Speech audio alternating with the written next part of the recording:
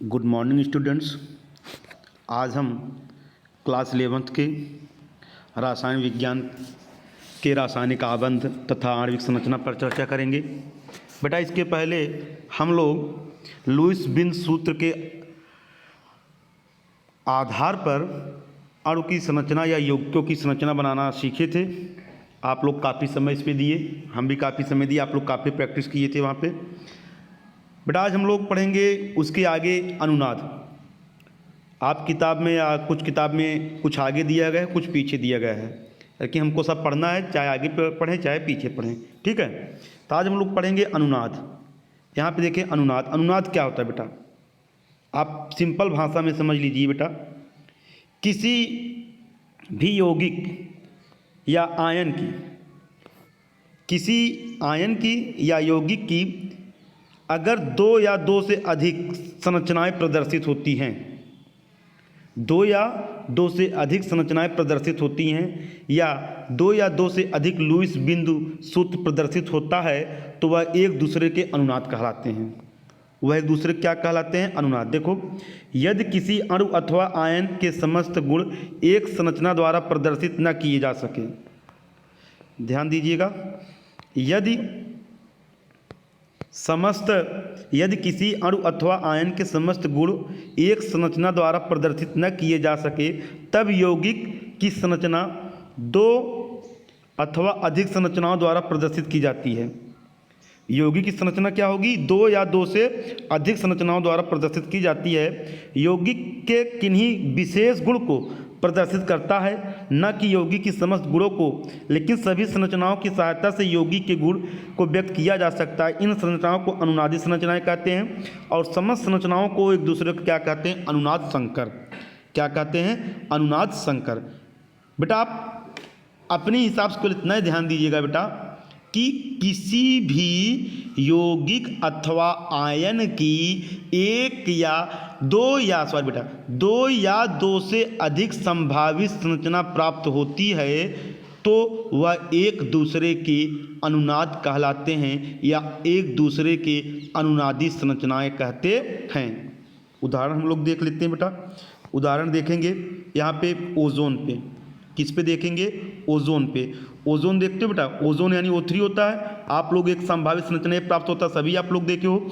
Oxygen है, ए भी oxygen, oxygen के साथ डबल बॉन्ड बना लिया और एक यहाँ पे क्या बना लिया? उपसहसंयोजी। यहाँ पे क्या बनाया? दोनों, यहाँ दोनों पे सहसंयोजी और यहाँ पे क्या बनाया? उपसहसंयोजी। आप लोग यही पढ़े हो। लेकिन ये जो आप यहाँ पे सहसंयोजी देख रहे हो, ये इस प्रकार भी बन सकता है, यानी ये भी सही है। तो यह दोनों एक दूसरे के क्या कहलाते हैं? अनुनाद। या ये जो संरचना प्राप्त हुई, इसी को हम लोग बोलते हैं अनुनाद संकर। ये देखो डॉट कर बताया कि यानी यहाँ पे डबल बन सकता है, यहाँ पे भी डबल बन सकता है। जहाँ एक जगह अगर यहाँ पे डबल बंद हो रहा है यानी सहसंयोजी बंद बन रहा है बेटा, तो यहाँ पे क्या बनेगा? उपसहसंयोजी। यहाँ पे देखो डॉट करके बताया है, देखो यहाँ पे लिखा गया है अनुनाद संकर अनुनादी संरचनाओं का एकल और द्वि आबंध के बीच आबंध प्रदर्शित करता है। ओजोन अणु में दोनों ऑक्सीजन आबंध की समान लंबाई है। इनकी लंबाई बेटा आप लोग देखेंगे यहाँ पे 1.28 एंगस्ट्रॉम है और यह लंबाई ऑक्सीजन एकल बंधों की जो डबल ऑक्सीजन आबंध की समान लंबाई जो होती है बेटा इतना होती है, और ऑक्सीजन के बीच की जो एकल आबंध की लंबाई है वो 1.49 एंगस्ट्रॉम है। और तथा इनकी जो ऑक्सीजन डबल बॉन्ड, देखो ये ऑक्सीजन डबल बीच बंध जो यहाँ पे ऑक्सीजन बनाया है, इनकी बीच की जो बंध की लंबाई होता है वह 1.49 एंगस्ट्रॉम होता है, जबकि ऑक्सीजन जो एकल बंध होता है इनकी बीच की लंबाई 1.28 एंगस्ट्रॉम होता है। और यहाँ पे इनकी जो बंध कोट होती है, बॉन्ड आर्डर होता है बेटा, बॉन्ड आर्डर 1.5 है। उसी प्रकार सल्फर डाइऑक्साइड आप देखे हो SO2 पे अगर हम यहाँ पे बेटा प्लस कर दे रहे हैं, जब यहाँ पे हम प्लस कर दे रहे हैं, प्लस में आपको वहाँ पे हम बताए थे, आप लोग को याद होगा कि जिस पे हम प्लस करेंगे जितना उनकी बाह्य कोश में इलेक्ट्रॉन की संख्या होती है या जितनी संयोजकता होती है, अगर जितना हम प्लस करते हैं उसमें से माइनस। ऑक्सीजन देखते हो, ऑक्सीजन के बाह्य कोश में कितना होता है? याद है?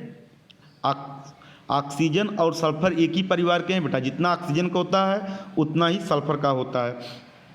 तो यहाँ पे ऑक्सीजन के वाहक कोष में 6 और सल्फर की वाहक कोष में 6, लेकिन सल्फर पे एक प्लस कर दिए हैं। प्लस करने के नाते बेटा आप लोग जो यहाँ पे उप सहसंयोजी बांड बनाए हैं, यहाँ उप सहसंयोजी बांड बना करके यहाँ पे इनके बीच क्या कर दिया गया है, एकल बंध बना दिया गया है। क्या कर दिया गया है, एकल। अब बेटा इसको प्लस अगर नहीं करोगे, यहाँ पे अगर प्लस नहीं करोगे तो इनके यहाँ पे जिस प्रकार ऑक्सीजन और सल्फर के बीच में डबल बॉन्ड है तो यहाँ पे उप सहसंयोजी बन जाएगा, यहाँ पे सहसंयोजी और यहाँ पे उप सहसंयोजी। उसी प्रकार बेटा एक बार जिस प्रकार ओजोन में बना था यहाँ पे भी बनेगा बेटा। लेकिन प्लस कर दे रहे हैं तो ऑक्सीजन के वाहक कोष में होता है 6, एक यहाँ पे प्लस कर दिए हैं, प्लस कर दिए यानी वाहक कोष में कितना हुआ 5, 2 इसके पास हुआ, 2 इसके पास हुआ, हाँ एक यहाँ पे, तो 2 इसके साथ साझा कर लिया तो 5 2 7 और एक इस ऑक्सीजन के साथ साझा कर लिया 8, यानी इसकी संयोजकता क्या हो गई, पूरी हो गई। वही हाल बेटा यहाँ पे भी है, इसकी ऑक्सीजन भी पूरी हो गई, इसकी भी पूरी हो गई, तो यह एक दूसरे के क्या हुए, अनुनाद।